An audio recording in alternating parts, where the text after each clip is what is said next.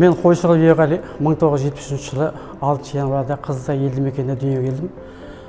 Одан 4-ші мектепте 11 жылдық білім алдым.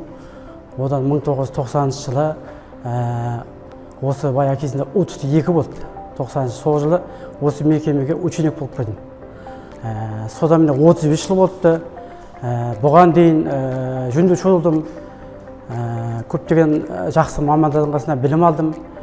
1991 жылы отан алдында борышымды өтеуге кеттім. Одан кейін осы 1993 жылы осы U32 қайтып келдім. Содан осы цехқа келдім. СХВ-2 деген мекеме. Осы мекемеде талай жұмыстың қиыны да, жеңілі де өтті. Менің қызметім осы КАМАЗ, осы дизель машинелеріне ТМБ-де высокое давление дейді ғой. Соны жөндеу жұмысым. Мынау жұмыс істейтін станогым. Мына стенд. Бұл стендте мынау үлкен қысымды тексеретін стенд. Мынау форсунка. Мынау айналатын жаңағы мына подставкасы.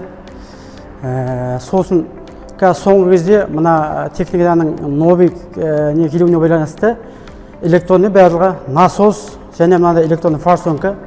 Осыны жөндейміз. Мына стендке қоямыз. Қысымын тексеріп, содан кейін жаңағы машина алып кетеді салуға.